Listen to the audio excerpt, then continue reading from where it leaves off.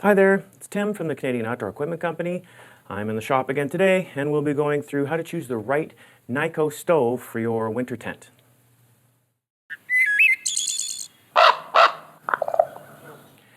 Here at the Canadian Outdoor Equipment Company, we're fans of Kni-Co stoves, which are made in the US from 22 gauge cold rolled steel, which is carbon steel. So they can rust, so end of season care and maintenance is important, and we'll get to this later. All of these are designed as portable wood stoves, and as such, the legs fold up when you transport them. So the size of the stove is merely the size of the stove box when you're packing it in. The pipes on the main pipe stack all nest into each other, and when packed, these all fit into the stove box. Now, the stove box itself doesn't collapse, but you need a place to store your pipes anyways. So the box provides protection and storage. Other stoves do have a design where the box itself folds flat, but I don't totally see the efficacy as, like I say, you need somewhere to put the pipes anyways. We carry 4 styles of Kni-Co stoves. So from small to large, these are the Trekker, Packer, Alaskan Junior, and the Alaskan. And we sell these with 2 different pipe variations, either with straight pipe segments or with the pipes and an elbow. Now, the pipe style that you want is dependent on your tent style and the stovepipe ring placement in that tent. So whether you've got the ring on the side of the tent and the pipe is directed out the side via use of an elbow, or up at the top and a straight pipe straight out the top. With the stoves themselves, there's actually 2 different heights and lengths of stove boxes. So the Trekker and the Alaskan Junior feature short stove boxes, so 17 inches and 18 inches respectively. The Packer and the Alaskan feature long stove boxes, so 21 and 22 inches respectively. Both the Packer and the Trekker and the Packer feature smaller stove box heights, so 16 inches, whereas the Alaskan Junior and the Alaskan feature a higher 20-inch stove box. They also are 2 inches wider than the Packer and the Trekker as well.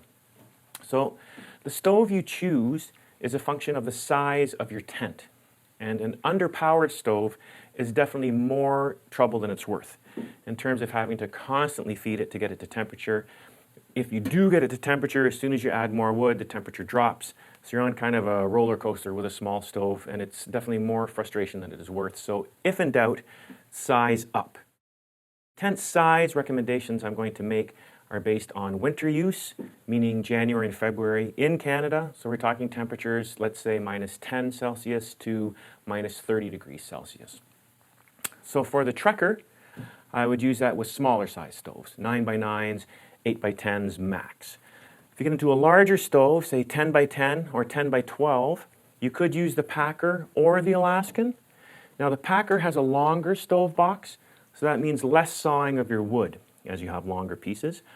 While the Alaskan Junior box is shorter, so you get to saw more, it is higher and wider, so you can actually pack more wood into the Alaskan Junior. So if you have a 10x10, I'd say you could go either way. If you 10x12, I might lean more towards the Alaskan Junior in that case.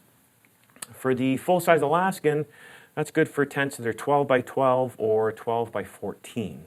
Now, tents that are larger than 12x14 are going to require a larger stove, and at those sizes, 16x20, let's say, those tents are a whole lot less portable anyways, so we're going to make that the subject of another video down the road. As far as pipes with these stoves, on all the stoves, the damper sleeve and the damper has no taper, so same diameter at the bottom as at the top. So if you want to add pieces from the hardware store, say you need an elbow or need an extra length of pipe, as long as you attach it to the top of the sleeve or at the end of the pipe stack, you can do that. And in terms of the diameter of the sleeve, on the Trekker, it's 4 inches at the stove box, while all the others are 5 inches. Now, when we sell these stoves, we actually add in an extra set of pipe to extend the pipe stack past the height of the Esker pyramid tents that we sell. And then the classic 2 stoves have an elbow in there as well, so that it can be directed out the side of the tent. The pipes that come with the stoves also come with a set of screws. Now, I've actually never used them. because the fit is good on the pieces as they come. And as long as it's not hurricane windy, I've been fine without it. I just can't really imagine bringing a screwdriver and having to deal with screwing things in, you know, out on a snowstorm. But I guess if you were into high winds, it might not hurt to have that screw in case you needed it. In terms of accessories, there are some useful accessories available for the stoves. Probably the top of the list is the optional side table. So this clips into the side of the stove and then just provides some extra space to get, you know, kettles or pots once they're cooked and you want to take them off of the heat. Gives you an area to store stuff, so very handy. And what's nice is that this packs inside the stove box as well, along with all your pipes. So there's no extra pieces to carry by taking this out with you. The other very useful accessory is this, which is a false bottom. So this really helps to extend the life of your stove. By burning on the false bottom instead of the stove bottom, the false bottom takes the brunt of all the heating and cooling and all the red hot embers on the metal. It actually provides a better burn as oxygen can get in underneath, and you see the holes drilled up and around your wood. So your fire burns hotter and you end up having more ash and less unburned wood in the stove box when you're emptying it. Another option is a water tank. Now this is made of stainless steel. It's a great option if you'd like hot water on demand. But this is best for longer trips, or I think if you're setting up a base camp. As this does not nest, you'd have to bring this as a separate piece out with the rest of your gear when you are going out. The stoves only look shiny like this before your first burn. Even if you go out for a night or two, once you use it, it's going to look like you've had it for 20 years, and then it's just par for the course. It functions as good as it ever did before it's burned, it just won't look quite as nice and shiny. So when you are done at the end of the season, the one thing that you want to make sure you do is that you oil underneath this lip on the stove, around the legs and around the hinges so that it doesn't seize up with any moisture. We just use hemp oil, which is the same stuff we use on the axe handles and knife handles. I mean, any oil would do the trick. It's not necessary to oil the whole stove, provided the box gets stored clean and dry.